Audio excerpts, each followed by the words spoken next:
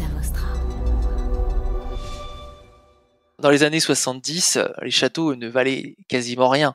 Les bouteilles des premiers crus classés, je vais pas, tu veux les nommer, tu vois, tu prends Aubryon, Vas-y. Lafite, Mouton, Cheval, même Pétrus. Tu vois, ces vins-là, Yquem, ils valaient quasiment rien. En valeur d'aujourd'hui, t'étais à, allez, une vingtaine d'euros. Tu imagines, 15-20 euros. Et en fait, c'est à partir des années 90 où finalement, où le monde s'est quand même pas mal globalisé.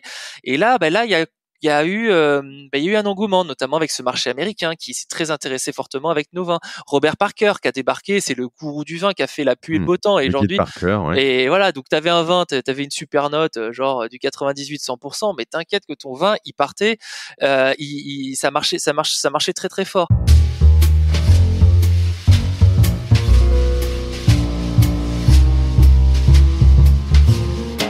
Salut, je suis Mathieu Stéphanie et je vous présente La Martingale, un podcast qui vise à explorer le monde de la finance personnelle pour comprendre comment gagner à tous les coups, qu'on ait 200 € par mois à investir ou 5 millions sur son compte en banque. On va pas se mentir, c'est un peu ambitieux, mais les faits sont là.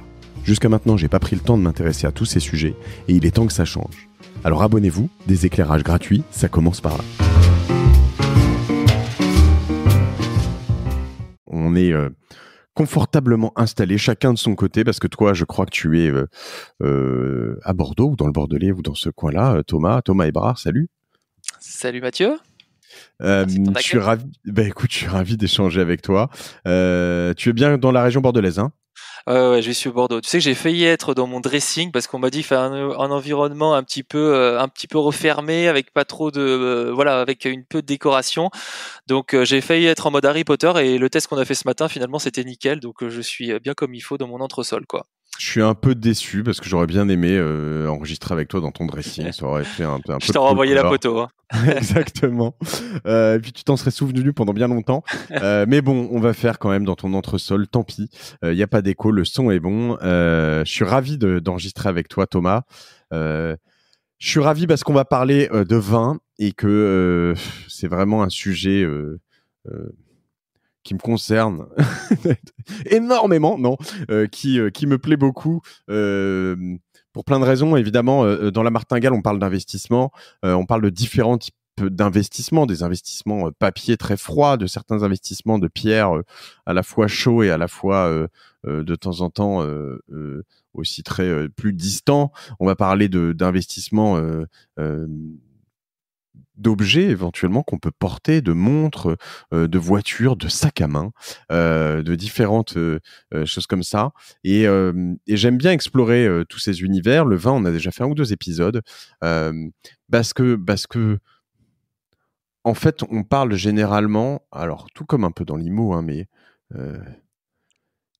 de la beauté de ce qui est produit par l'homme, tu vois, et du goût et de la culture et de pas mal de choses. Donc évidemment, ça me parle. On peut se dire que c'est complètement débile qu'il y ait des bouteilles de vin à 6 000 € ou plus. On peut se dire que voilà, mais en fait, il y a des choses qui ont été faites par moment et qui sont tellement rares et que tellement de gens veulent que la loi du marché fait qu'elles sont plus chères et que ça me semble très bien et c'est ainsi. Il y a des gens qui les ont achetés il y a très longtemps, qui ne les ont mis pour pas cher et qui pourront en profiter, tant mieux pour eux. Voilà, donc je suis ravi de pouvoir parler de vin avec toi, Thomas. Et toi, tu es le cofondateur, le CEO de YouWine. Fondateur même. Ouais, fondateur, d'accord, de YouWine. Alors, tu te présentes comme négociant en vin. Nouvelle génération, c'est un peu ça. L'idée de l'épisode d'aujourd'hui, c'est de comprendre un peu, donc avec un expert, donc un négociant en vin, je pense qu'on peut te considérer comme un expert. Tu veux nous expliquer pourquoi et comment est-ce que vous faites spécifiquement chez YouWine. Mais ce que j'aimerais savoir, c'est en effet qu'est-ce qui a changé récemment? Parce que j'ai l'impression qu'il y a des choses qui ont changé ces derniers mois, ces dernières années.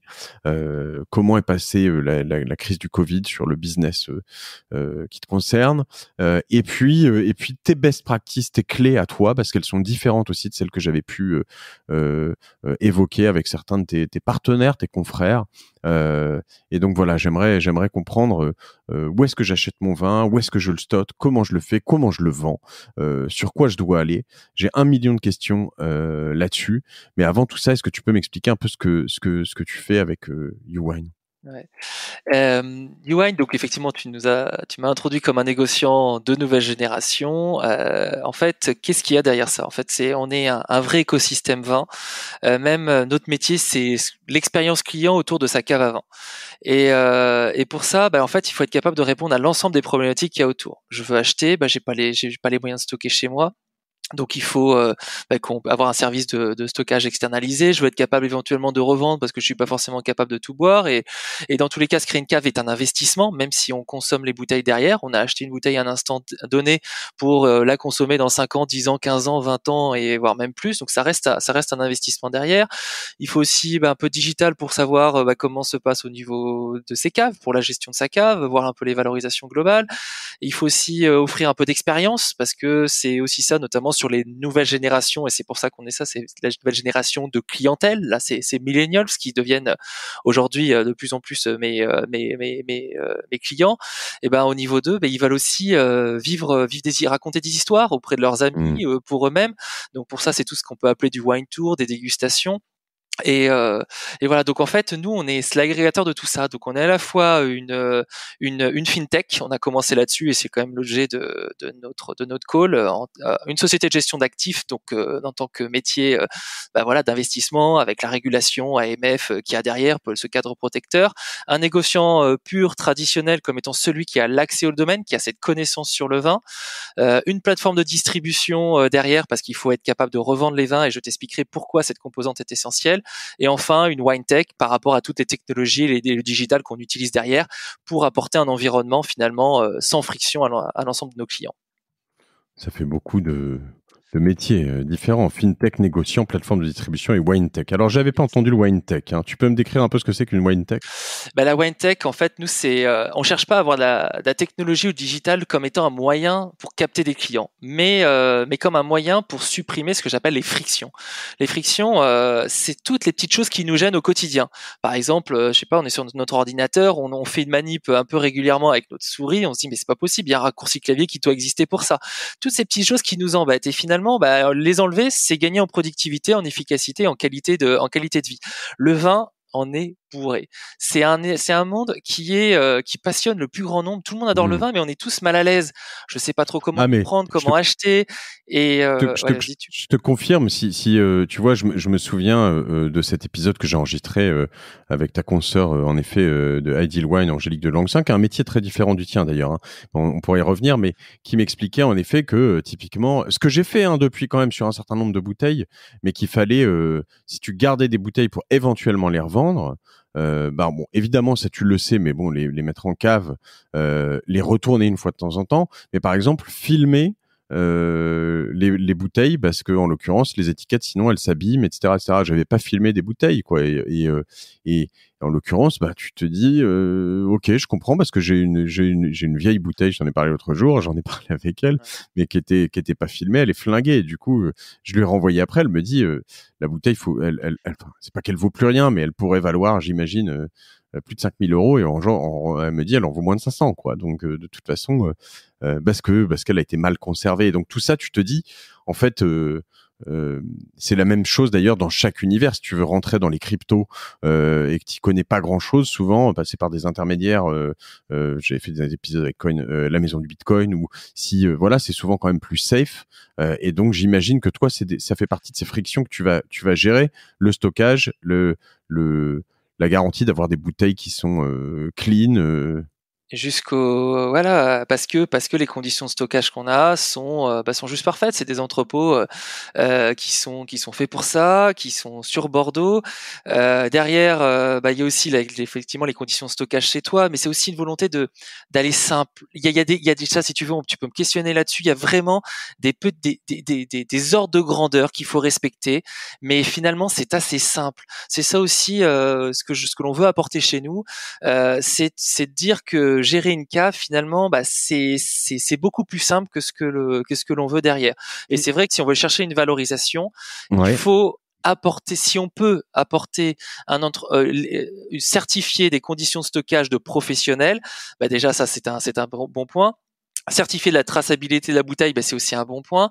Si on peut être dans des conditions suspensives de taxes, ça, tu vas peut-être me questionner dessus parce qu'il faut savoir qu'une bouteille qu'on a chez soi, on a payé la TVA, ça nous paraît normal, sauf que quand on fait la revente, le montant de la TVA, on va le perdre. Donc ça veut dire qu'il faut se dire dans sa tête qu'il faut au moins que la bouteille prenne 20% pour être à l'équilibre. Ça, c'est essentiel derrière. Ouais. Et j'imagine que, en plus, tu as probablement, moi, l'une des barrières que je vois souvent à l'entrée, au-delà de mon inexpertise béante de ce milieu, je veux dire, moi, en gros, mon expertise, elle se limite à je regarde ce que ça vaut sur Vivino. Ouais. Je vois que mon prix d'achat est pas mauvais. J'en achète un certain nombre. J'essaye de pas y toucher. J'y touche quand même un petit peu. Et puis en fait, j'en ai jamais revendu. Et en fait, j'investis pas vraiment dans le vin parce que je craque toujours dans le truc. Mais donc déjà, j'imagine que toi, en ayant une certaine distance entre mon vin et moi, tu peux m'éviter de craquer comme ça sur un coup de tête parce que j'ai des potes à la maison et que c'est cool.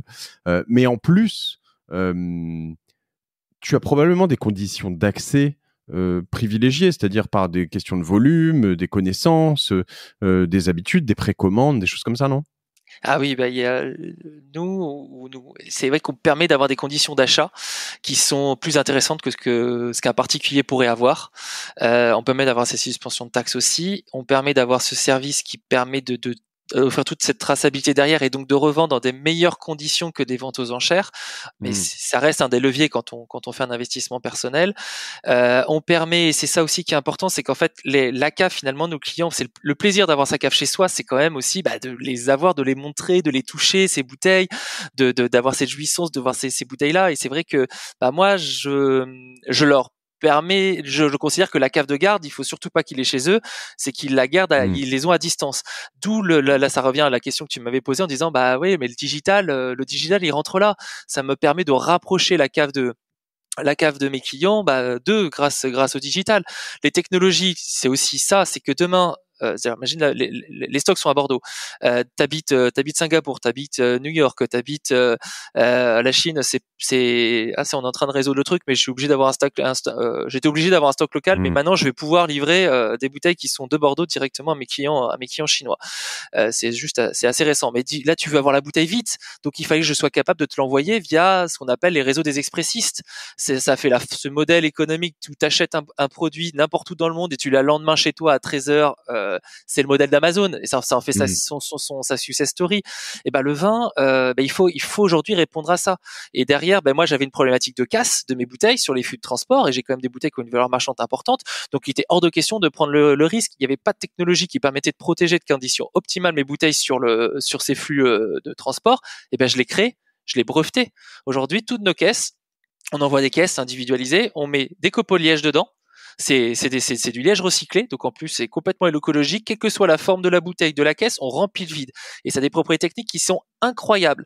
Et je vais t'expliquer jusqu'au bout. À la fois au départ, contre les chocs, parce que c'était ça l'objet premier, mais c'est aussi parce que le liège est un super un limitateur, il supprime les variations ou en tout cas il limite les variations de température, ce qu'on appelle les gradants de température, et donc il permet d'éviter que le vin, parce que le vin va forcément à la température ambiante, mais il va y aller beaucoup plus lentement. Et c'est ce qu'aime pas le vin. Il s'en fiche d'être à 12 ou à 20 degrés, ce qu'il veut, c'est pas faire le yo-yo entre ces températures-là. En plus, c'est un très bon capteur d'humidité. Et là, tu parlais de tes étiquettes là qu'il fallait protéger en mettant du cellophane autour. Et là, moi j'ai aussi un levier de protection qui permet de faire ça. Et qui permet aussi dans la cave, quand les bouteilles sont chez soi, de ne pas avoir de carton. Le carton, c'est un nid à TCA, c'est cette fameuse molécule qui donne le goût de bouchon. C'est un nid à TCA. Il faut pas avoir de carton. Là, je dis à tout le monde là, n'ayez pas de carton dans votre cave. Un peu d'humidité. Avec la température, c'est un drame absolu. Et donc stockez soit les bouteilles unitaires dans vos racks, soit vous mettez vos caisses. C'est pour ça qu'Uwine, on veut envoyer la caisse bois et non pas les cartons. Tu vois jusqu'où on va. Tout ce procédé permet d'optimiser finalement la gestion globale de nos clients. Ok. Bon, alors là, c'est pas mal ton business global. Si moi, je me recentre en tant que moi investisseur dans le vin, ce que je veux, c'est pouvoir, enfin, si je dois aller back to basics, hein, c'est acheter pas cher et revendre cher, en gros. Hein. Voilà. Évidemment. Sachant qu'entre les deux, Vendre alors il y a cher des et conditions. pas avoir des frais limités. Voilà, Faut c'est pas ça. oublier les frais. Entre les deux, c'est ce que j'allais dire. Il y a des tas de frais de garde, d'assurance, parce que j'imagine aussi que, tu vois, finalement, une des choses qui peut me tu vois, moi, me calmer aussi, étant parisien, c'est les visites de cave qui sont quand même assez fréquentes. Le nombre de potes qui se sont fait voler 300 bouteilles dans leur cave à Paris. Enfin, ouais, c'est beau. Il y en a beaucoup, quoi. Du coup, à un moment, tu te dis à quoi bon. Et donc voilà. Mais donc, qu'est-ce qu'il faut acheter aujourd'hui comme vin et comment faut le garder? Mais on va commencer par qu'est-ce qu'il faut acheter comme vin. C'est quoi les valeurs d'avenir selon toi? Les valeurs d'avenir selon moi, c'est ça ta question. Ouais, C'est ce qu'on appelle chez nous les rising stars, les pépites de demain. Et les pour ça, rising stars. les Ok, rising stars, yeah. Pour ce nom, bon, les étoiles je vais montantes. Quoi. les Ouais, ouais. étoiles montantes, pépites, voilà. Donc Et tu vas je pas vais te sur donner les très gros noms si actuels. aussi. En Ok. fait, globalement, il faut avoir une sélection. Nous, c'est notre élément marketing. On veut sélectionner les 1% des meilleurs vins des plus beaux terroirs. Ça, c'est une notion. Mais dedans, il Parce y a que aussi des pépites. Il y a des vins, il y a des vins qui sont. Alors, ça reste des crus classés quand même dans la catégorie, mais ils n'ont pas la notoriété de ce qu'on peut appeler les premiers grands crus classés. parce que si je pose cette question, excuse-moi, hein, et si j'insiste là-dessus, c'est que j'ai remarqué un pattern qui revient quand même dans la plupart de ces investissements kiff, passion, je sais pas comment on les appelle, mais c'est qu'il y a, euh, je sais que c'est la même chose dans les sacs à main. C'est clairement, on en a parlé avec Greg Blumenfeld sur les montres, le cas, c'est-à-dire que tu as toujours deux, trois valeurs refuges sur lesquelles tu es. J'exagère, hein, parce que faut surtout pas, et je veux pas passer le message. J'étais en train de te parler tout à l'heure, en train de te dire que je buvais mon vin sans attendre, etc. Je me dis, il va falloir que je mette un warning sur non seulement l'investissement comporte des risques, mais l'alcool est mauvais pour la santé. Donc, il va falloir un double warning, hein, Jacques, sur cet épisode. Mais euh, les montres, tu vois, si tu achètes Rolex, Rolex, je fais l'inverse, et Patek Philippe, et il y en a une troisième qui m'est toujours sortie de la tête. Si sur un sac, tu achètes un Kelly chez Hermès, ou voilà, tu sais qu'il y a deux, trois. Si tu achètes une Porsche 911 avant telle date, etc., tu sais que normalement, tu te feras pas éclater. Bon, et encore, même là-dedans, tu as des fluctuations, mais voilà, et c'est toujours la base. Sur le vin, j'ai quand même l'impression que tu as notamment dans le Bordelais, enfin à Bordeaux, quelques grands vins qui sont tu vois, ces espèces de monolithes. Et puis après, il y a vraiment d'autres choses sur lesquelles tu peux quand même des rising stars, ça existe. Ouais, ben en fait, je vais te donner. Là, je vais du track record, d'histoire en fait, de ce qui s'est passé dans le vin. Dans les années 70, les châteaux ne valaient quasiment rien. Les bouteilles des premiers crus classés, hein, je vais pas, je les nommer. Tu vois, tu prends Vas-y, Haut-Brion, vas-y. Lafite, Mouton, Cheval, même Pétrus. Tu vois, ces vins-là, ils valaient quasiment rien. En valeur d'aujourd'hui, tu étais à, allez, une vingtaine d'euros. Tu imagines 15-20 euros. Mhm. Et en fait, c'est à partir des années 90 où finalement où le monde s'est quand même pas mal globalisé. Et là, il y a eu un engouement, notamment avec ce marché américain qui s'est très intéressé fortement avec nos vins. Robert Parker qui a débarqué, c'est le gourou du vin qui a fait la pluie et le Mhm. beau temps. Et Le Kid aujourd'hui, Parker, ouais. et voilà, donc tu avais un vin, tu avais une super note, genre du 98-100%, mais t'inquiète que ton vin, il partait, ça marchait très très fort. Mais les prix étaient tout à fait cohérents à l'époque. Et donc en fait, en termes de performance, les gens qui ont investi dans ces vins-là à l'époque et qui les ont gardés eux-mêmes aujourd'hui, ceux encore plus, parce que à Bordeaux, c'est compliqué d'avoir des allocations directes si ça marche que par un circuit professionnel, mais en Bourgogne, Les celui qui, allocations, c'est le fait de pouvoir commander ta caisse tous les ans, quoi. au C'est ça, château, une allocation au à la château. propriété, à la Sinon, tu propriété. passes par des intermédiaires qui eux-mêmes ont leurs allocations, c'est ça. Voilà, et à Bordeaux, ça s'appelle un négociant. En Bourgogne, c'est un modèle qui est beaucoup plus ouvert où tu as des distributeurs, tu as des particuliers qui ont eu des allocations eux-mêmes. Imagine, tu avais ceux qui avaient les allocations, par exemple, de la Romanée Conti. Et c'était les amis d'Aubert de Vilaine en disant, ils l'ont acheté d'ailleurs pourquoi? Parce que c'était la qualité qui les intéressait. Aujourd'hui, c'est ceux qui ont ces allocations et qui les gardent. En termes de perf, c'est juste, il n'y a pas plus belle, plus beau cadeau. Donc à l'époque, autant c'était des vins très reconnus, où mais en termes de prix était acceptable. On était sur des vins de terroir, mais qui n'avaient pas encore pris toute cette valorisation qui était due par les marchés. Et donc, on était sur un profil dit Rising Stars. Et aujourd'hui, ceux qui ont ces allocs-là, je peux dire qu'ils sont pas prêts de les lâcher, parce que c'est juste des pépites. Si aujourd'hui on rentre dans le jeu, la cadence, vous voulez acheter ces vins-là, les vins qu'on vient de nommer là, ils sont déjà à 400, 500, 600 euros. 400 pour un pro, 600, ils sont déjà très chers. Et on a eu cette bulle parce qu'à partir des années 2000, c'est plutôt 2000, 2002, 2003, plutôt 2005. À partir de 2005, vraiment, entre 2000 et 2005, c'est la Russie qui est rentrée dans le jeu pour acheter les vins. Et à partir de 2005, c'est la Chine. Et la Chine, ça rigole pas. Quand elle est rentrée, là, c'est devenu plein pot. Ils ont acheté, mais alors là, de face à des prix lunaires.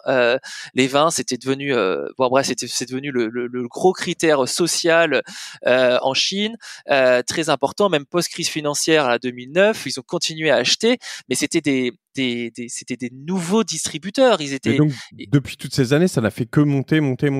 Ah, ça n'a fait que monter. Et c'est vrai que les châteaux, ils voyaient que l'évolution de leur prix. Et je te parle, si je te donne un TRI sur ces premiers crus classés, on est de l'ordre de 30 à 40% sur certains grands crus. C'est-à-dire entre tu l'achètes à l'année N, tu le revends 5 ans plus tard et tu fais 30% de marge. Celui qui a acheté dans les années 90 ces grands crus-là, et en les revendant 10 ans, 15 ans après, tu continuais dans ce jeu-là, c'était des rendements qui étaient juste, mais stratosphériques, qui étaient incroyables. Après, attention, il y avait de l'inflation aussi. 30% faut comprendre. Par an. Ah, tu pouvais avoir ça sur notamment Lafite Rothschild fait partie des cadors top performers à l'époque. Et donc en fait, ce qui faisait qu'un individu, un particulier, il achetait ses caisses, mais en fait, il les achetait quoi? Souvent par le coup de cœur, par le plaisir. Il achetait ses caisses comme ça et qui étaient accessibles. Attention, on est sur la vingtaine d'euros. Tu vois, c'était pas non plus non. Il faisait sa cave comme ça. La TVA, tu as un impact TVA d'une vingtaine d'euros. Tu vois que dans les années 2000, ta bouteille, elle va atteindre les 200 euros et que maintenant on est autour des 500 euros. Mais ce modèle-là, il y avait des performances qui étaient tellement fortes que tous les frais qui pouvaient être induits derrière étaient largement absorbés, que la non-performance de l'un était largement compensée par l'autre. Donc en fait, il y avait cette notion de sélection. Finalement, il suffisait juste de prendre le classement 1855 pour les Bordeaux, regarder les notes par cœur, et c'était bon. C'était bon. Et essayer de l'acheter tôt en primeur. Ça aussi, c'est un élément important. Il faut que tu me questionnes dessus. Faut faire l'achat en allocation ou en primeur. Pour moi, c'est un disque. Tu l'as dit d'ailleurs, quand tu veux chercher de la perf, il faut bien acheter.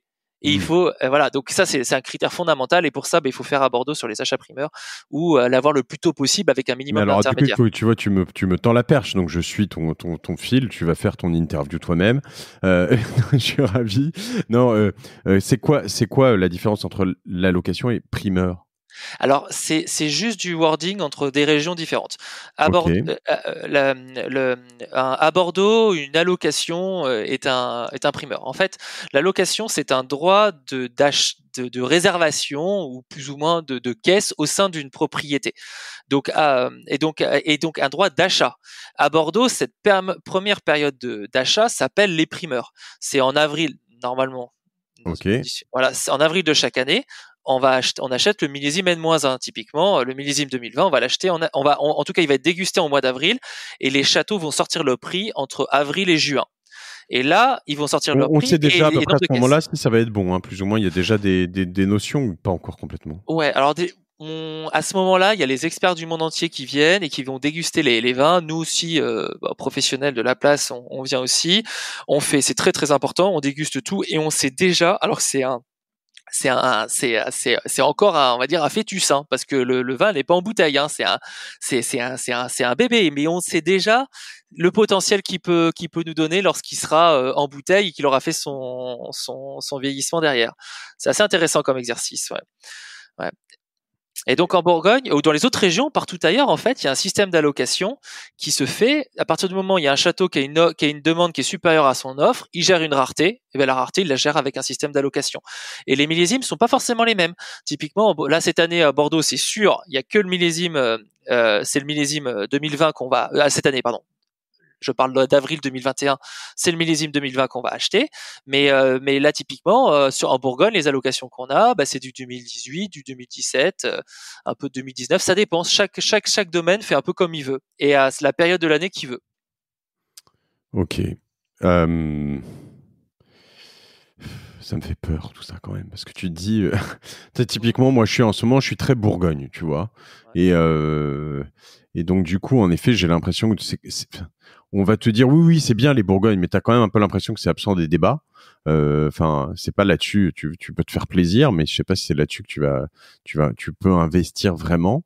Alors, est-ce que tu as des rising stars dans le Bourgogne? Est-ce qu'en plus, quand tu es à Bordeaux, tu n'es pas totalement subjectif et partie prenante? En Bourgogne, mais évidemment, il y en a aussi. Là, on va parler plus d'un nom qui est un peu moins connu. Tu prends, alors moins connu du grand public, mais des professionnels, on les connaît, tu vois. Un Bruno Lorenzon en Meursault, c'est juste le pape est top. Un Bruno Collin, je pense à aussi Albert Griveaux, pardon. Voilà, ça c'est des noms. Domaine de Monty, la Pousse d'Or, j'adore ce vin, c'est extraordinaire. Voilà un peu des domaines Rising Stars. Alors attention, ils ont des grands crus en appellation. C'est juste pour savoir qu'un grand cru en Bourgogne est l'équivalent d'un premier cru classé à Bordeaux. Et un premier cru bourguignon est l'équivalent d'un grand cru à Bordeaux. C'est les systèmes qui sont comme ça. Voilà. Okay. Donc ça, mais après, si tu prends par exemple Faiveley, qui est connu parce qu'ils ont beaucoup de volume, on les voit notamment en grande surface, mais sur leur petite cuvée. Mais il faut savoir que Faiveley c'est le propriétaire, c'est celui qui a le plus de parcelles classées, de grands crus, en propre, en vin de domaine. Donc il a aussi des très bons vins. Donc voilà, après il y a les grands noms, les Ramonais, les Ponceau, il y a toujours ces noms-là, les Leflève, qui sont là. Mais c'est vrai que c'est ce qui est intéressant, c'est d'aller chercher ce petit terroir, qui est détenu par finalement un vigneron qui est un peu moins connu. Nous, on va les voir, on va les rencontrer, ils vont nous faire goûter les vins parce que là, la patte du vigneron est vraiment très très très importante, beaucoup plus en Bourgogne. Je fais attention aux guillemets parce que là je vais me faire rattraper par les Bordelais qu'à Bordeaux. À Bordeaux, il y a la qualité quand même importante, mais elle est moindre parce qu'il y a du marketing derrière. Ouais. À Bordeaux, un Rising Star, je vais te donner le meilleur exemple qu'on a et sur lesquels en plus on a super performé, c'est par exemple Château Ripaud. Ça reste un grand cru classé de Saint-Émilion. Ce château-là était une belle endormie, mais il a toujours gardé son classement. Son emplacement géographique, tu as Cheval Blanc, Jeanfort, Ripaud. Donc t'imagines, et il a les fameuses argiles bleues qu'a également sur ce plateau de Saint-Émilion qu'a Pétrus. Il a vu sur Pétrus. T'as l'Évangile, Vieux Cessé, la Conseillante à côté. Il a vu sur Pétrus. Donc tu imagines le terroir qui est extraordinaire. Propriété familiale, endormie, racheté par la famille Grégoire, une histoire incroyable tu veux.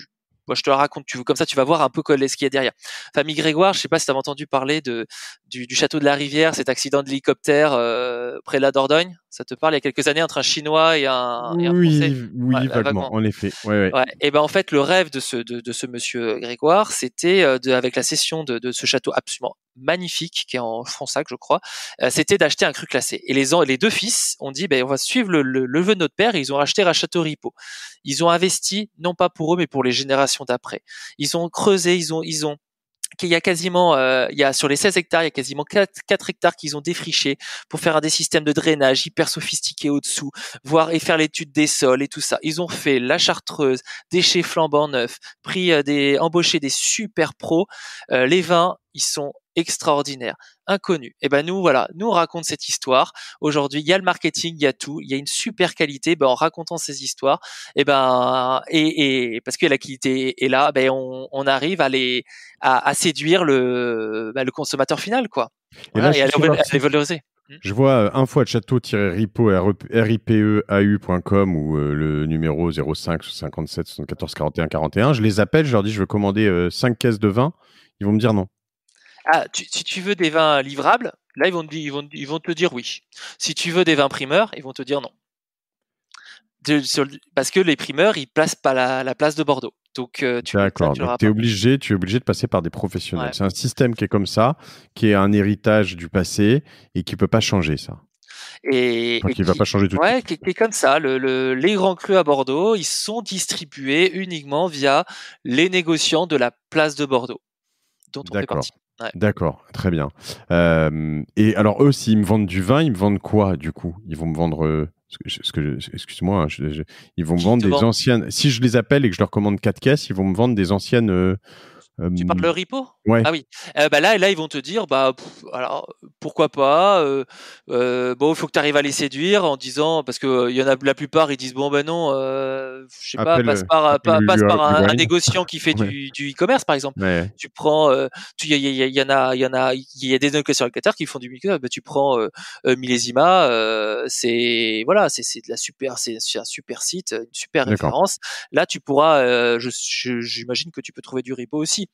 D'accord. Euh, et Non, mais je et cherche donc, je juste dis à ça. voir justement comment je l'achète du coup, Mais tu pas pourrais cher l'avoir général. aussi. Tu Ouais. fais un beau courrier, tu vois, tu joues de la séduction. J'ai dégusté vos vins, je l'ai bien aimé. Là, ils aiment bien aussi avoir un peu de clients finaux qui soient là. Et là, tu pourrais l'avoir, mais tu n'aurais Ça, pas les primeurs, mais tu aurais des livrables. Donc tu aurais du 2016, du 2017, à des peut-être un prix peu des. avantageux? Non. Bref. Au même prix que chez un négociant. Bon, à voir. Mais en tout cas, c'est intéressant. Ouais.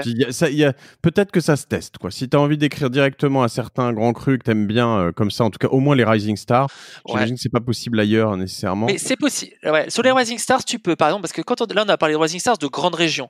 Mais Mhm. va en Sancerre. Ouais. On était il y a 3 semaines avec Quentin qui s'occupe du sourcing chez nous. Une région incroyable. Les vins de Sancerre, c'est incroyable. D'ailleurs, ça va être mon fil rouge. Moi, j'ai Vacheron, là, on était sur la propriété. On a dégusté le générique, le Pinot Noir, parce que les rouges sont en pinot noir, donc on va dire style un peu Bourgogne, et les blancs sont en sauvignon blanc. Et un Vacheron 96, mais extraordinaire. Moi, c'est mon fil rouge pour mes copains. J'espère qu'ils vont pas écouter la martingale. Pour les bluffer à l'aveugle, je vais leur sortir ça. Ils vont tous me le mettre comme étant un premier cru de Bourgogne. Et ça vaut, je sais pas, 40 € quoi. Et c'est extraordinaire. Donc Mhm. si on fait l'effort d'aller chercher ça et en se disant je me place dans 15 ans, 20 ans parce que je sais que ce sont des vins de terroir, go, on peut le faire particulier. C'est-à-dire, on fait l'application du modèle qui s'est passé dans les années 90 en ciblant, mais c'était beaucoup plus facile à l'époque parce qu'il suffisait juste de regarder l'étiquette et marquer grand cru bourguignon d'une grande maison ou premier cru classé bordelais et ça marchait.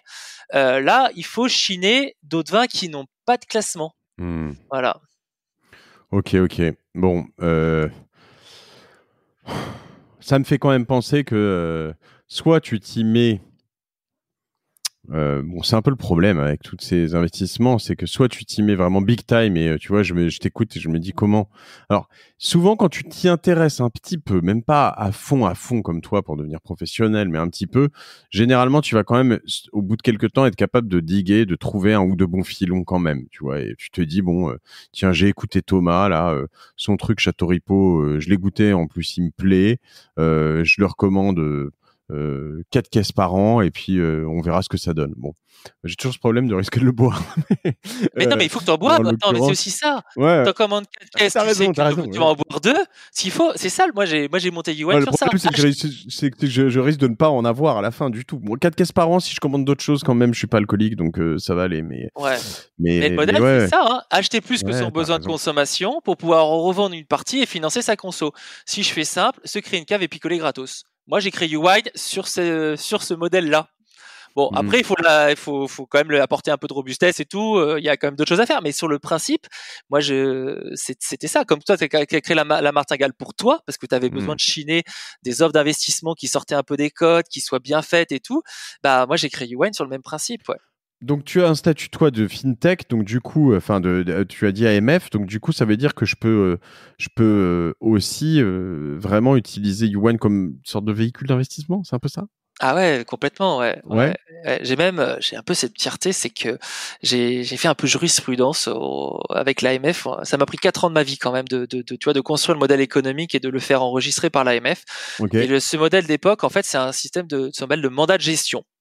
Le principe de ce mandat, donc c'est exactement un mandat de gestion d'actifs qu'on peut avoir auprès d'une société de gestion financière traditionnelle. Comment ça marche? En fait, via ce mandat de gestion, le client investisseur mandate le mandataire pour lui sélectionner des vins pour son compte, lui acheter des vins pour son compte, lui gérer sa cave pour son compte. Et comme, suivant les modèles, mais en tout cas, nous, on est dans cette partie prix, chaque investisseur est l'unique propriétaire de ses caisses et donc de ses bouteilles, à la fin, lui proposer l'arbitrage qui est la livraison pour la consommation ou la revente. Et l'avantage de ça, c'est que quand on reste dans ce véhicule d'investissement, on est dans des conditions optimum de valorisation et de performance. Et donc, on se laisse le dernier moment pour pouvoir dire, je vends en fonction, je sais pas, peut-être si on a besoin de cash, on peut dire je revends, ou je consomme, et où je transmets aussi, parce que c'est un super outil pour demain, on peut splitter la cave en fonction de chacun de ses enfants. Et ça permet aussi d'éviter, d'optimiser son espace personnel chez soi. Et c'est vrai, quand on est jeune, cadre, dynamique, citadin, l'espace de stockage coûte extrêmement cher. Et en plus, il y a les conditions de stockage qui sont pas forcément là. Donc, ça nous permet d'avoir chez soi que des vins prêts à boire. Là, on a cette cave et on se laissera l'issue que l'on souhaite. Je consomme ou je revends. Nous, de départ, en tout cas, c'est notre parti pris. C'est pour ça que c'est chez YouWine, c'est nous qui sélectionnons les vins pour le compte du client, c'est nous qui faisons la cave et le client décidera ce qu'il veut boire ou revendre. Mais c'est nous qui faisons ça parce que on considère qu'il faut revendre à 100%. C'est avant tout une cave d'investissement. Okay. Et ça. Ouais. Non, du coup, moi, j'ai les questions qui viennent après parce que j'ai plein de profils d'auditeurs de la Martingale et des gens qui ont une surface financière, j'ai entendu ce terme, je trouve ça chic, une surface financière très importante, mais également des jeunes étudiants qui n'ont pas un copec, j'exagère un peu, mais qui peuvent, tu vois, je lisais encore ce matin un des auditeurs qui disait, en gros, moi, je me suis lancé un peu dans le Bitcoin parce que je pouvais acheter par petits bouts, etc., après avoir écouté la Martingale. Bon, il faut absolument pas rester que sur le Bitcoin, hein, je le dis bien assez. Mais alors, comment on peut rentrer dans le vin assez jeune avec des moyens faibles? Et de l'autre côté, toi, qu'est-ce que tu recommandes? À partir de quand tu penses que tu peux vraiment avoir de l'impact? J'ai 2 questions en une. Cadeau. Non, ouais. Déjà, il y a des frais derrière. Faudra qu'on en parle. C'est vraiment important. Hein. Stocker du vin, ça coûte cher. Gérer du vin, même si la bouteille n'a pas bougé. Moi, j'ai quasiment 20 millions d'euros de bouteilles sous gestion. C'est 300 000 bouteilles. Elles ont quasiment pas bougé. 20 millions? Ouais, aujourd'hui, ouais. Vache. Ouais. Ah ouais, d'accord. Ouais. Oui, ça fait du volume. C'est pour ça que je stocke pas chez moi. Hein. Mais c'est pas moi perso. C'est YouWine ça. Ça aurait été trop beau. Mais ça c'est compliqué et ça coûte cher. Là, t'as parlé de l'assurance. Tu as vu le risque quand on est chez soi, le risque de se faire voler. Donc il faut absolument mettre des coûts d'assurance derrière parce que sinon c'est compliqué. Pour nous professionnels, l'assurance ne coûte pas si cher que ça. Au contraire, on est plutôt protégé parce qu'il y a tous les systèmes d'alarme et tout ça. Par contre, le coût de stockage coûte cher. C'est 1 euro la bouteille par an. Nous, ça nous coûte, voilà, pour le client, c'est ça que ça coûte.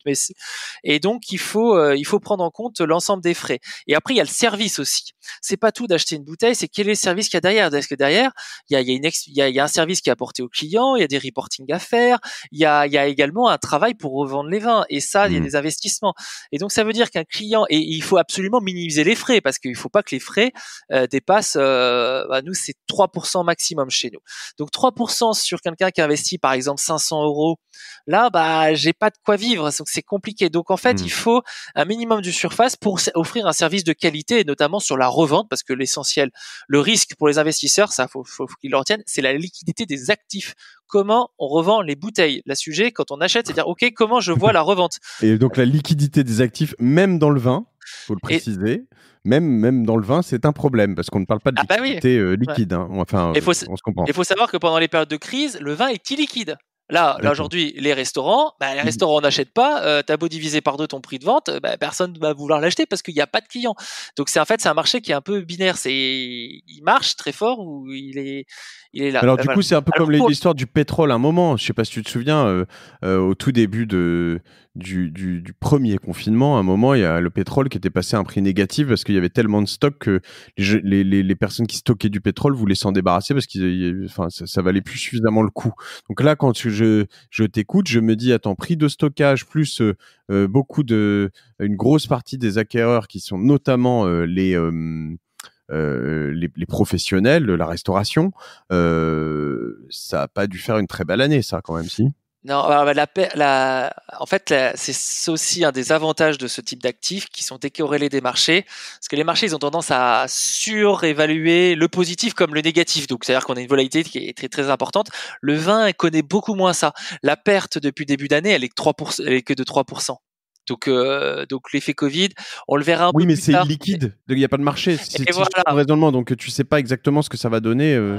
Et quand ça va liquide dans. sur les marchés de gros, tu vois. C'est Parce là, que ouais. parce qu'en plus quand je tu vois, t'es quand même alors le pétrole c'est pas exactement pareil, mais en fait il y a quand même cette problématique. T'as tes stocks, c'est illiquide. Les gens, alors je sais pas s'ils consomment moins en totalité. Une certaine partie du vin, oui, mais parce qu'en bon, en confinement, les gens ont bien bu. Mais je sais pas, c'est pas probablement pas les mêmes vins. Mais tu as quand même la production de derrière qui est en train d'arriver, quoi. Donc du coup, tu vas quand même avoir une sorte d'héritage de cette période qui va pas se rattraper complètement Ah, sur le passé. bah, Si c'est là où en fait celui qui est en difficulté, bah, c'est le château. Alors là, et c'est le château. Attention, là, c'est le moment sur des d'acheter un crus château. classés, les crus classés, ils ont aucun problème. Ils ont fait leur campagne primeur sur le millésime 2019 au mois de juin, donc ils ont quand même réussi à faire une campagne en plein Covid. C'est juste extraordinaire et ça s'est extrêmement bien passé. Ils ont juste joué le jeu de la baisse des prix par rapport au millésime d'avant. Ils ont baissé de 20%. Ça s'est extrêmement bien passé. Donc là, la difficulté est vraiment sur les petits vins. Et tu arrives sur un truc illiquide sur un marché de gros qui est le principal marché. Et c'est là où cette conjoncture, bah, elle crée des opportunités parce qu'elle n'est pas illiquide sur le marché du consommateur. Hmm. Et ce consommateur qui avait l'habitude d'acheter sur les réseaux, on va dire traditionnels, en boutique, caviste et tout, mais il s'est complètement changé. Il s'est digitalisé. Il est allé sur des achats e-commerce. Je vais donner un exemple, deux exemples, Vivino et Wine.com, qui sont deux mastodontes, notamment aux États-Unis. Il y a eu pas mal de cash qui a été injecté dans ces startups. Ils ont fait plus 100 millions de dollars de chiffre d'affaires en plus, juste depuis le mois de février. Ils faisaient 150 millions avant, maintenant ils font 250. Donc on voit qu'en fait, le marché mute et le Covid fait muter le marché vers ces nouveaux types de consommation, ce nouveau type de distribution. Ouais. Je vous réponds quand même. Tu m'as posé une question avant en disant quelqu'un qui a un étudiant et tout qui veut se mettre dessus, comment il peut faire. Alors Oui, déjà, parce il y a que des moi, je suis resté mandataires. là-dessus parce que je Ouais. me suis dit, du coup, là, vu ta réponse, j'ai un peu lâché l'affaire. J'ai eu l'impression qu'il fallait avoir quand même beaucoup d'argent. Bah, Parce que chez nous, alors, il y a un autre mandataire. Ce qu'il faut déjà, c'est si on veut faire ça par d'autres. Ça, c'est les mandataires de cas. Il faut qu'ils soient AMF. Il y a une réglementation qui est en place, qui est imposée sur tout ce qui est placement alternatif. Donc, voitures de collection, or, art, forêt, tout ça doivent être sous réglementation AMF. Et aujourd'hui, il y en a trop peu. On n'est que trois à l'avoir. Et il y en a un autre qui est dans le vin. Je vais le nommer. C'est Cavissima. Donc on est deux aujourd'hui dans le vin et je sais que Cavissima il propose des tickets d'entrée qui sont assez faibles, plusieurs centaines d'euros quoi. Nous, par an, du coup, c'est ça. non, Oui. non, pas forcément. Vous achetez c'est une genre de plateforme Ok. e-commerce. Et voilà, donc vous pouvez à 500 euros. Voilà. Après, l'attention, il y a aussi une notion de diversification parce que si vous voulez à 500 euros prendre qu'un premier cru classé, bah vous avez même pas une bouteille, quoi. Donc vous avez une Ouais, bouteille. Donc ouais. il faut aussi diversifier le risque et c'est ça aussi pour ça qu'il faut avoir un portefeuille un peu plus important. Donc à ce Et donc moment-là, il chez faut nous, s'y mettre à plusieurs éventuellement. et voilà, exactement. Ben nous, on a fait ça. Parce que c'est avoir les jeunes d'aujourd'hui, c'est un peu nos clients de demain. Et donc nous, on a une convention d'indivision. Donc c'est très important. Il faut avoir un cadre contractuel quand même qui soit là. C'est pas pour nous, c'est pour la bande de copains qui ont envie de faire ça entre eux. Et ce qui est sympa, c'est que ça leur permet de raconter une histoire en disant, ben voilà, c'est leur cave commune. Tous ces gens-là ont accès à l'application mobile, à leur cave. Ils peuvent se dire, par exemple, à chaque fois qu'on dégustera, ce sera nos dîners communs. Le dîner presque parfait, par exemple, avec leurs bouteilles. Bon, bref, ils ont une histoire à raconter en commun pour une bonne pote de copains. Je trouve que c'est assez sympa. Et avec ça, voilà, ils pourraient avoir les moyens de rentrer chez nous. Nous, c'est 10 000 euros quand même par an, le ticket Ok. d'entrée. Ouais. C'est d'accord. Donc 10 000 euros, seul ou à plusieurs. Mais quand tu dis par an, c'est que je vais commit sur plusieurs années ou je peux te dire juste là cette année je mets 10 000 et puis on se revoit dans 3 ans. Alors ça, c'est là où c'est là où il y a les modèles qui aussi diffèrent.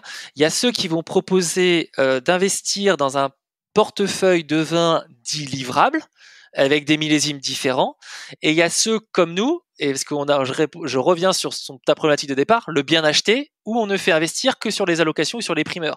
Donc ça veut dire que moi tous mes primeurs de 2019, j'ai déjà tout vendu. Donc en fait, celui qui rentre là, il va avoir à Bordeaux du primeur 2020 et les fameuses allocations que je t'ai dit 17, 18, 19 sur les autres régions. Et il faut diversifier sur le millésime quand même, parce que Bordeaux c'est au moins 50%, 60%, ça dépend des clients, du portefeuille. Et donc pour ça, il faut aller chercher la diversification. C'est pour ça qu'on recommande de suivre sur plusieurs années. Mais ça, c'est le modèle qui est propre à YouWine. D'ailleurs, je crois qu'on est le seul à avoir un modèle qui est 100% investissement primeur. Avec les autres, il n'y a pas de problème. Vous pouvez mettre 10 000 euros là. Ils proposeront des portefeuilles diversifiés. Mais attention, c'est du livrable. Les prix sont peut-être pas aussi compétitifs. C'est tout ça. Ok. Voilà. Là, on investit dans des bouteilles, comme tu l'as dit depuis tout à l'heure, j'ai l'impression, mais c'est pas un fonds. Je suis pas actionnaire d'un bout d'ensemble de bouteilles. Tu vois, sur tes 20 millions de bouteilles, il y en aurait, je sais pas, de la moitié qui serait dans un fonds. Puis toi, tu vas en acheter certaines, en vendre d'autres. Mais non, là, c'est mes bouteilles. Ouais, alors ouais, exactement. Là, on parle sur le modèle mandataire de cave. Je passe par un mandataire de cave qui, lui, va acheter pour mon compte et gérer ma cave pour mon compte. Là, on est deux en France. Il y a les Anglais qui sont très forts aussi, BBR, Conway Barrows, Cult Wine. C'est eux, même eux, qui ont créé ce métier-là. Ils n'ont pas d'enregistrement l'équivalent de l'AMF au UK ou même chez nous, mais dans le modèle, c'est un peu le même. Et les fonds, ça existe aussi, mais ça ne marche pas. Ça marche pas. La raison principale, c'est moi, je vais coter c'est mon côté amateur de vin, c'est qu'en fait le vin n'a rien à faire dans un fonds. En fait, le problème d'un fonds d'investissement, c'est que son métier, donc c'est un fonds d'investissement est monté par une société de gestion, c'est un pur financier. Et il ne peut pas être tourné sur la distribution des vins. Et ça, c'est quelque chose d'important parce qu'à la fin, il faut que les vins sortent. C'est-à-dire que dans un fonds, c'est globalement des modèles où les vins restent d'un investisseur à un autre investisseur et c'est pas valorisant pour un domaine. Donc déjà, pour eux, c'est mission impossible pour avoir des allocations. Et les châteaux, ils refusent ça parce qu'il n'y a pas de notion de valorisation et de distribution. Et il y a des mandataires qui sont sur ce modèle-là aussi, attention. Hein. Mais au moins, le modèle de mandat, il est beaucoup plus ouvert. Tu vois, tu as vu la complicité quand on décrit YouWine, on a à la fois une société de gestion d'actifs, mais aussi une plateforme de distribution de vins. On a ces deux métiers. Et d'ailleurs, on se présente comme négociant. C'est aussi le métier du négociant de distribuer les vins. Pour moi, la clé, c'est vraiment dans la distribution. Donc les fonds, je les recommande pas trop et je sais que j'en connais aucun aujourd'hui à date qui a réussi à performer. Le seul, ça a été peut-être Ficofic, mais ça l'a permis de se lancer, qui est un mandataire de cave aussi, qui est plutôt, on va dire, franco-singapourien. Okay. Alors les tickets, c'est que des milliardaires. Le ticket d'entrée, c'est un petit peu compliqué. Hein. Voilà. Et lui, il a commencé à faire un fonds d'investissement avec la Société Générale, et c'est vrai qu'il s'est pas mal retourné sur un système de mandat assez vite, mais au moins ça lui a permis d'avoir une première base de clients. Ouais. Donc, si je résume, en gros, bien acheter, bien vendre. Alors, vous avez la chance d'être revendeur vous-même. Donc, c'est aussi une des choses que tu vas me permettre de faire, parce que sinon, je peux essayer de revendre ailleurs sur des plateformes. On en parlait comme Ideal Wine ou des choses comme ça. Mais j'ai pas ta street cred, quoi, j'imagine. C'est-à-dire que quand j'achète à YouWine, toi, tu vas vendre des stocks entiers potentiellement. Tu vas me proposer des deals ou c'est moi qui vais te dire j'aimerais les vendre? Et alors c'est ça aussi, il faut vraiment se renseigner là-dessus auprès de chaque mandataire.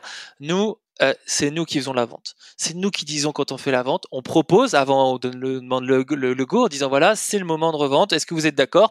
Ou aussi c'est le moment de consommer. Est-ce que vous voulez être livré ou pas?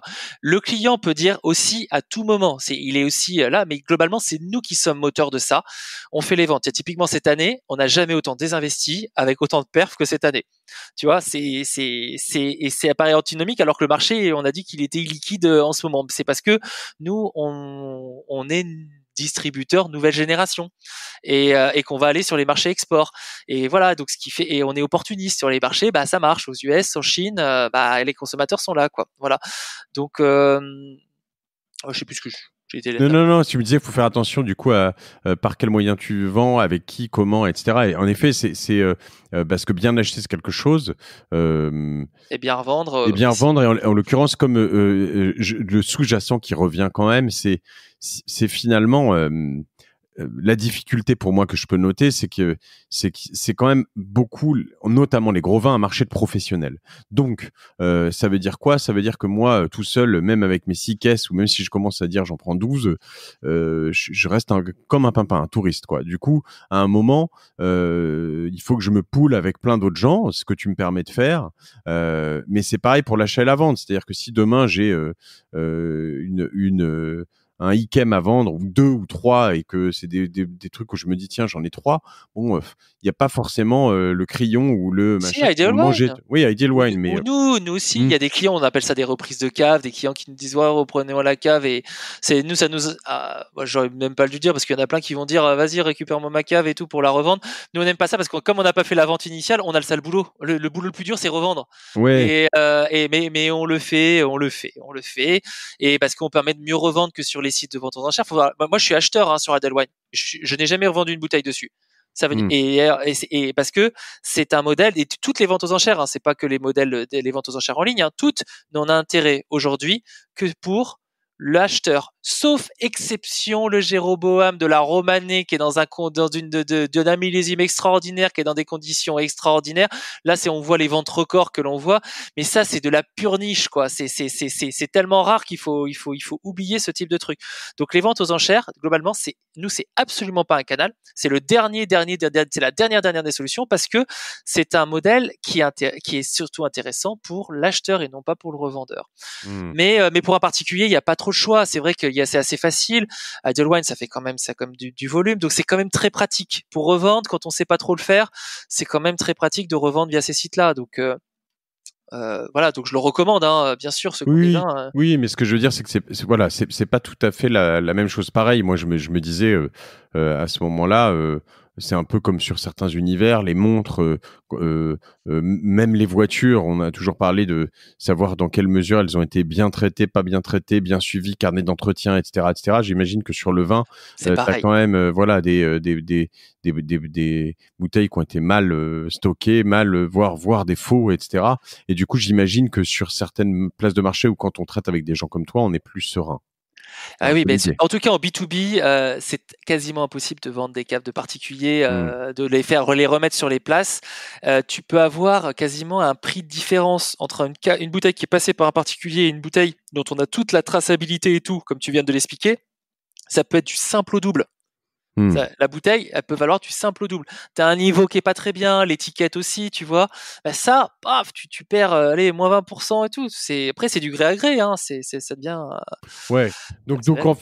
en fait, si je dois résumer, soit tu te dis, je vais mettre dans la passion vin, je vais m'acheter des trucs, je vais caver, je vais Je me vais faire, chiner, je vais je vais chiner. chiner les Rising Stars. Ouais, les Rising Ouais. Stars, je vais m'acheter un ou deux très bons grands crus classés, etc. Je vais, voilà.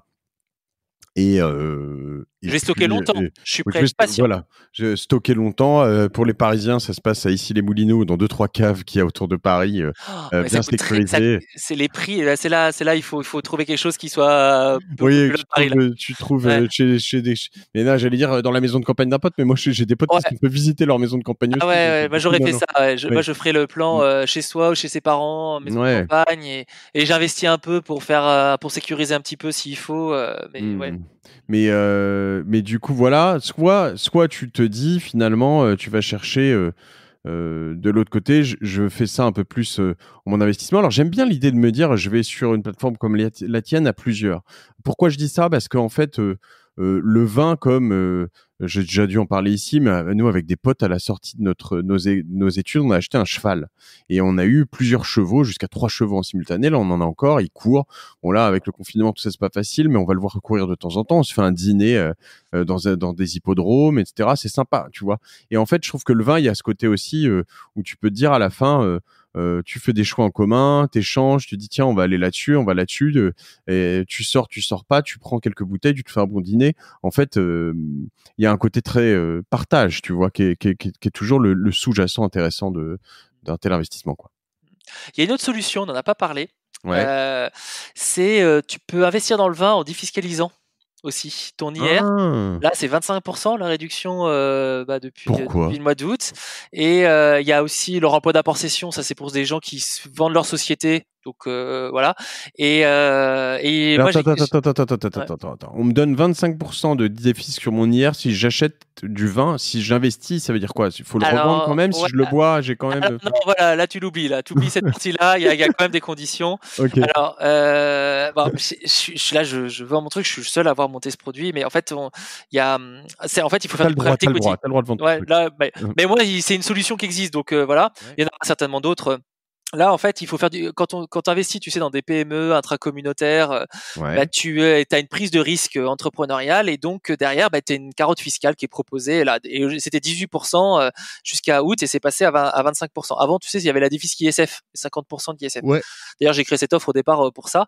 Et en fait, j'ai créé une société d'exploitation, qui est une société de négoce, qui fait des augmentations de capital tout au long de l'année, qui est aussi visée par l'AMF. Tout ça, c'est verrouillé AMF pour acheter de nouveaux millésimes en primeur ou en alloc, le porter, le valoriser, ensuite le commercialiser. Ici, l'investisseur, il détient des titres de cette société qui, elle, détient l'actif. Et moi, je m'engage, quand un souscripteur met 100, je m'engage à acheter pour 80% de 20. Et ça lui a coûté 75. Hmm. Tu vois le truc? Ouais. Et là, en plus de ça, j'ai pris un modèle qui permet de supprimer le risque de liquidité des titres financiers, parce que quand tu fais du private equity, la question c'est comment tu sors aussi, hein, c'est compliqué, via un modèle de rachat d'actions par réduction de capital qu'on applique le premier jour du 8e exercice. Tout ça, c'est dans les statuts, c'est verrouillé AMF. Voilà, donc le principe, c'est que le client met 100, ça lui a coûté 75, on a acheté pour 80 de 20. Ces 80 de 20, on va les revendre entre la 5e et la 7e année. On va les vendre par exemple 150. La performance, bah, c'est les 150 moins les 100. Il y a une petite partie qui va rester pour la société pour qu'elle puisse faire son stock d'elle-même. C'est globalement à 70-30 de la perf. Donc on a une enveloppe de 130. On a le cash disponible sur notre compte. On va racheter les titres des actionnaires. 130 et donc il y a 30% de performances qui ont été réalisées sur ces 7 ans d'investissement. Voilà donc on peut aussi défiscaliser en investissant dans le vin, mais on ne peut pas consommer malheureusement. On peut pas tout avoir. Donc le mandat Ok. permet de consommer et de revendre. L'offre de private equity Yuan Grand Cru permet de faire ça. Donc ça aussi c'est une solution qui peut être possible et qui est complémentaire en fait parce qu'elles n'ont pas les mêmes objets. Alors, du coup, pour tout ce genre de choses, chez toi, hein, du coup, puisqu'on parle là de toi, mais je vais sur ton site, là, uwine.fr, uwine.fr. Mais où est-ce que je m'inscris? Je vois en bas, tout en bas, c'est plus par l'application qu'il faut télécharger. Alors l'appli c'est pour acheter, mais si il faut nous contacter. Nous D'accord. on n'est pas c'est juste un site vitrine en fait. On cherche pas le trafic internet. On travaille avec des banques privées. On travaille avec. En fait, je considère que le vin demande un lien de confiance pour être vendu. On achète les recommandations de ses amis. Le bouche à oreille marche très très fort chez nous, mais ça fait qu'une périphérie de croissance. Alors aujourd'hui, ça commence à être important parce qu'on a 900 clients, mais pour avoir le cœur de croissance, il faut faire des partenariats et on le fait avec. On a la chance d'avoir des banques privées, on a même des institutionnels on a un institutionnel pour le moment qui est rentré chez nous, mais il y en a d'autres dans le pipe, voilà. D'accord. Donc oui, d'où ce minimum, comme tu disais, 10 000, parce qu'en effet, si t'as pas automatisé plein de trucs, en effet, il faut... Ok. Il faut pouvoir le faire en gestion un peu à la mano, quoi. Écoute, ça me semble très clair. On achète bien, idéalement, comme on dit, au cul du camion, non, mais au plus proche, en tout cas, du producteur, évidemment, parce que plus il y a d'intermédiaires, plus on va payer cher. On stocke bien. Alors, acheter bien, il faut quand même bien connaître. Donc, voilà. Tu l'as donné la clé, hein. J'ai le prix d'achat, je le compare avec les prix que je trouve sur Internet. Il y a Wine Searcher, Wine Decider qui sont des belles références Ouais. aussi. T'as dit Ideal Wine aussi. Donc, si on achète mieux que ça, bon, bah, sur un millésime qui est pas non plus trop vieux, a priori, si on compare aussi avec les prix, ce que j'appelle les valeurs marché de chacun des vins, parce que chaque vin a un peu un prix de référence, tu vois. Et donc, si tu compares avec ça, bah, tu peux aussi avoir ça, mais il faut comprendre que derrière il y a des frais de stockage, donc faut les prendre en compte, et il y a les 20% de TVA aussi qu'il faut aussi, faut récupérer quoi. Ouais, voilà. Et si jamais on veut pas trop s'emmerder et se faire accompagner, il y a en effet Uwine qui permet de t'accompagner. Mais alors, vous rémunérez où? Nous, un peu partout, oui, c'est une très bonne Ouais. question. Nous, un peu partout. Il y en a, c'est au départ sur la vente du vin. En fait, la vente du vin en primeur, on assure, nous, on marge et en plus on assure la compétitivité.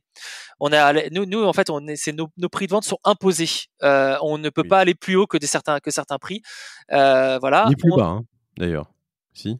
Non, ouais, en fait, Tu c'est peux des pas châteaux. péter les prix vers le bas, je veux dire, pour tes Non, en clients. fait, à Bordeaux, même le système d'allocation au global, il est quand même verrouillé. Il nous donne un peu les prix de vente, même B2C qu'il y a derrière. Donc, nous, on fait ça et on les décote, en fait. Un système de, voilà.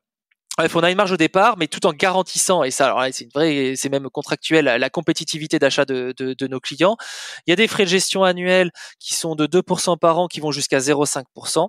Donc, ça va, voilà. Et il y a les frais de stockage, tous les frais de vie, en fait, qui sont liés à la bouteille. On va dire, c'est globalement 1%. Donc, au maximum, le coût, c'est 3% pour nos clients.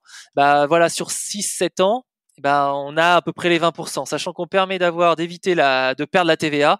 Bah voilà, on fait un gain de 20% parce qu'on a un système qui est suspensif de taxes et on coûte 20% à nos clients sur toute la durée d'investissement. Donc rien que ça, il y a un avantage, plus la compétitivité au départ et aussi la revente sur lesquelles nous on peut mieux valoriser les vins et les revendre derrière. Ok. Bah, très bien. Et ben, écoute, ça me semble très clair. Bon, bah, je pense que on va tous acheter du Château Ripaud, puisque ça m'a plu. Là, j'ai vu le site, ça me plaît. Tu vas télécharge l'app, tu l'auras en vente. Après, c'est D'accord. des millésimes récents. Je sais pas si on l'a, mais tu peux mettre à la conciergerie. Tu dis bonjour, Johan, j'aimerais avoir du Château Ripaud. Paf, on va t'en trouver. Et voilà, mais pour ta conso, quoi. D'accord, Voilà. d'accord. Pas Et pour si le tu faire. investis, tu l'auras l'année prochaine. Tu l'auras le millésime 2020, tu l'auras dans ta cave d'investissement, quoi. Ok, Ouais, ok. ouais. Super. Écoute, je te remercie pour tous ces éclairages. C'est quoi ta martingale à toi, Thomas? En dehors d'investir dans le vin, parce que je suis le premier client, alors pas en valeur, mais du Yuan, j'ai le package. Euh, Moi aujourd'hui, mes actifs sont un petit peu limités. J'ai Yuan, c'est mon principal actif. J'ai ma maison principale, donc ça c'est bien la sécurité pour mes enfants. Donc j'ai le vin et là et depuis peu, je fais du private equity. Via un fonds qui s'appelle New Fund Nae, qui est un fonds régional qui a vocation à investir dans des startups assez tôt dans tout ce qui est Nouvelle-Aquitaine en fait. D'accord. Et en fait, ça je trouve ça assez sympa parce qu'en plus je suis membre du comité d'investissement. Déjà moi ça met dans la peau de l'investisseur, donc pour moi c'est hyper enrichissant dans le cadre de mon activité d'entrepreneur. Et je trouve ça assez chouette de dire voilà, je mets mon argent dans des startups qui sont à côté, qui vont embaucher des gens autour de moi, et j'ai pris conscience que qu'on a un potentiel de créativité et d'entreprises qui sont absolument géniales, et tech aussi, hein. Et je pense à Bordeaux, hein, tu vois, je pensais que tout ça, ça pouvait être que sur Paris, que les super boîtes Hmm. étaient sur Paris, qui est incroyable. On investit dans des sociétés, mais je suis fan. Alors, on se prend ta tête, mais c'est pas grave, au moment on sera dans l'histoire derrière. Mais le fait que j'ai investi via un fonds, ça me permet de diversifier le risque parce que derrière il y a toutes les histoires d'entreprises qui sont derrière. Voilà, Ouais, donc voilà ce que c'est j'ai fait. bien. Donc du private equity en local, quoi. La tech à Bordeaux, moi en plus, j'investis autour de lieux immobiliers à Bordeaux pour de la tech, donc il faut que la scène grossisse. Je suis totalement derrière On toi, fait pas que Thomas. de la tech, on fait aussi des choses dans le vestimentaire. Bon, il y a pas de sujet limité, mais il y a rien dans le vin pour le moment. Il n'y a pas eu de beau dossier encore qui était là, mais Et j'espère qu'il y en pourtant. aura. Et il y en aura bien évidemment, et je serai le premier ambassadeur pour ça. Mais c'est vrai que c'est chouette, ouais, de faire ça. Écoute, c'est très clair. Je te remercie. On sent le passionné et d'entrepreneuriat et de tech et de vin. Je te remercie aussi d'avoir cité autant d'exemples de gens, parce que alors là, tu nous as tout cité, tes partenaires, tes concurrents peut-être, enfin pas mal de monde. Et je trouve ça hyper fair de ta part. Et puis, ben, écoute. Voilà, hein, une semaine après semaine, j'ai envie d'investir encore dans ces nouveaux univers. Voilà, j'irai dans le vin, je sais pas. Mais viens nous voir, tu passes à Ouais. Bordeaux souvent. Lorsqu'on pourra faire nos wine tours, nos dégustations, tu viens. Ça fait partie du service que l'on a. C'est le plus beau des cadeaux, en fait. C'est le fait d'aller sur le terrain avec les clients et de Mais leur c'est faire clair. vivre ces moments On, exclusifs. on a une tendance, et j'avais une tendance pendant longtemps, à me dire ouais c'est sympa, mais en fait je l'ai fait là pour le coup dans les montres, tu vois, et j'ai visité une manufacture de montres et ça m'a donné un regard totalement différent sur les montres. Ça m'a fait me rendre, enfin kiffé les montres à mort en fait. Ouais. Et alors que je comprenais pas totalement bien tout ça, et en fait quand tu vois comment c'est fait, l'intelligence qui est mise dans tout ça, etc., la précision, l'amour, etc., je trouve ça chouette. C'est ce que je disais un peu en début d'épisode, mais c'est ce qui est sympa dans ces investissements passion. Il faut donner du sens en ces investissements aujourd'hui. Il faut avoir des choses qui soient concrètes, qui racontent des histoires, qui valorisent. Et dans ça, il faut en faire partie. Et ces expériences, là, tu t'en as donné un, c'est fondamental. Moi, c'est ce que je prône depuis toujours. C'est ça. C'est pour ça que j'adore les bitcoins. Non, je déconne. Mais tu sais, j'ai réfléchi. Si tu veux me questionner dessus, j'ai investi un peu dessus. Moi, je parle dans le vin. J'ai vraiment investigué le truc de façon très, très, très en profondeur pour voir est-ce que sur la blockchain. C'est surtout la blockchain, pardon. C'est surtout la blockchain, la techno. Est-ce que ça a du sens pour moi? Si tu veux me questionner dessus un jour, vas-y. J'ai vraiment investigué le truc. C'est assez passionnant. Mais je suis pas encore, j'ai pas passé le cap de passer vraiment les investissements et d'y aller à fond, parce qu'il faut une confiance en fait. Tout ça, et c'est ça. Il y aller avec l'ensemble de la chaîne en fait, une bonne partie. Mais ça, je l'ai fait déjà. Ouais. J'achète les vins au primeur, je le vends à un investisseur. À la fin, je maîtrise toute la chaîne jusqu'au consommateur final. J'ai toute la traçabilité derrière. Et en plus, là, au mois d'avril, je vais taguer toutes mes bouteilles. Mais pas dans un sens de blockchain. Si je ne t'arrête pas, j'essaye de pas passer l'heure, Thomas. Donc on va parler hors micro parce que sinon on va faire comme sur Génération du Turself sur la martingale.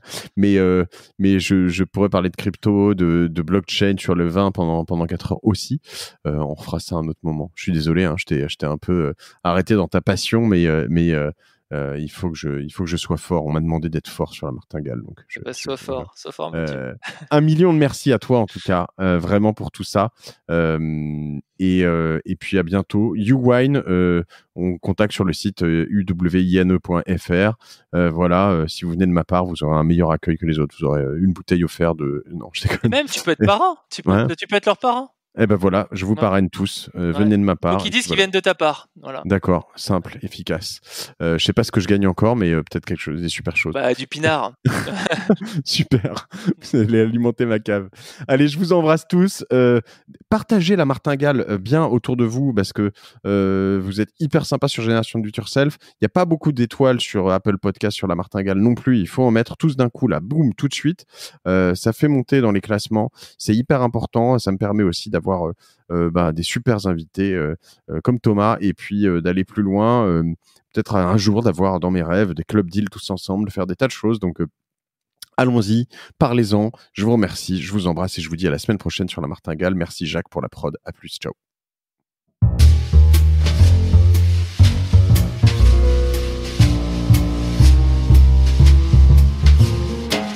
Merci d'avoir écouté la martingale jusqu'au bout. Si cet épisode vous a plu, n'oubliez pas de le partager autour de vous, de vous abonner à la newsletter sur lamartingale.io et si vous trouvez 5 petites minutes, de mettre une note 5 étoiles ainsi qu'un commentaire sur Apple Podcast. Ça nous aide beaucoup pour remonter dans les classements. La martingale est produite par Cosa Vostra, une agence de conseil tech et créative qui accompagne ses clients dans leur stratégie digitale pour qu'ils gagnent en visibilité, en singularité et en efficacité. Je remercie toutes les équipes pour la production. Je vous retrouve dans 15 jours. Je suis Mathieu Stéphanie et je vous dis merci.